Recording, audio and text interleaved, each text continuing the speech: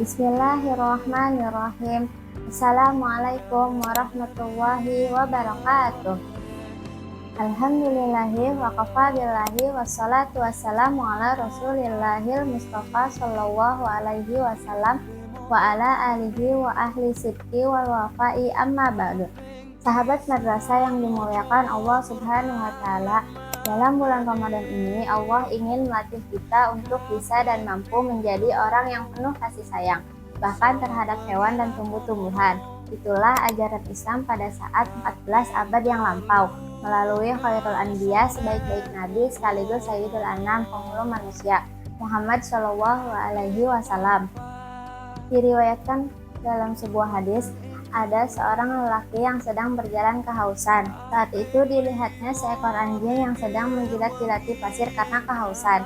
Melihat kejadian tersebut, orang tersebut dia masuk ke sebuah sumur dan dengan menggunakan khuf, sejenis sepatu yang terbuat dari kulit, dia mengambil air lalu menggigitnya dan membawanya hingga berhasil sampai ke atas, lalu memberikan air tersebut kepadanya. Maka Allah mengampuninya dan memasukkannya ke dalam surga karena amalan memberi minum seekor anjing. Hadis riwayat Bukhari dan Muslim.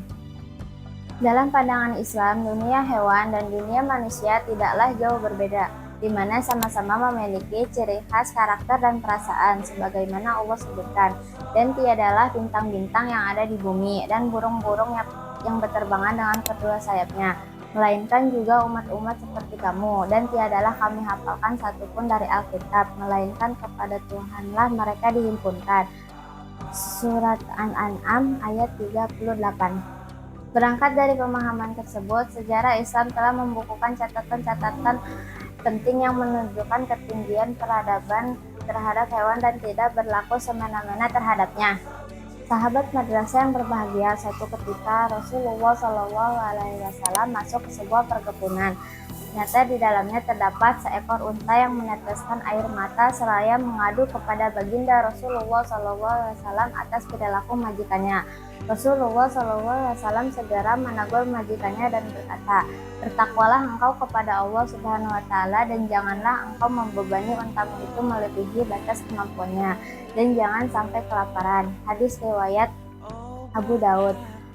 Termasuk bentuk kasih sayang yang diajarkan Islam terhadap hewan adalah perintah beliau untuk menajamkan pisaunya ketika akan menyembelih hewan. Hadis riwayat Muslim. Sahabat madrasah yang berbahagia, tercatat sebuah riwayat bahwa Abdullah bin Mas'ud radhiyallahu anhu bersama para sahabatnya sedang dalam perjalanan bersama Rasulullah Shallallahu Alaihi Wasallam. Salah seorang sahabat melihat burung yang sedang bersarang dengan kedua anaknya. Lalu kedua anaknya diambil sehingga induk burung tersebut berterbangan ke sana kemari mencari anaknya.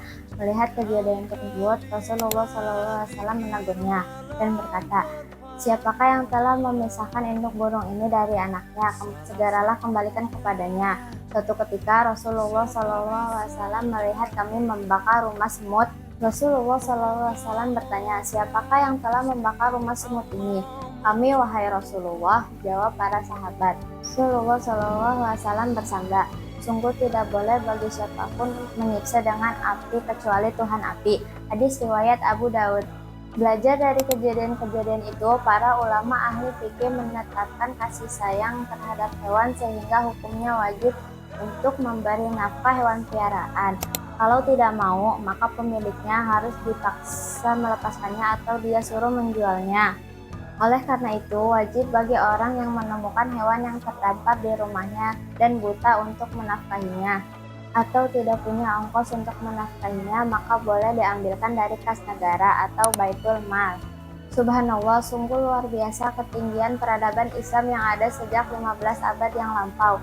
Semua kehidupan makhluk di atas muka bumi ini mendapatkan perhatian dan hak-haknya dalam kehidupan, jauh sebelum Barat mengenal peradaban dan tatanan kehidupan. Lihat saja Abu Ishaq Ash-Shirazi 476 Hijriah, seorang ulama mazhab dan imam besar yang hidup di abad kelima. Ketika mereka sedang berjalan bersama para murid-muridnya, mereka berpas-pasan dengan seekor anjing. Maka Murid-murid Abu Ishaq pun menghalaunya dengan melemparnya batu. Melihat kejadian tersebut, Abu Ishaq berkata kepada muridnya, "Janganlah kalian melempari anjing itu, bukankah jalan itu hak bersama?" Maha benar Allah yang mengutus nabinya untuk menyebarkan kasih sayang kepada seluruh alam semesta.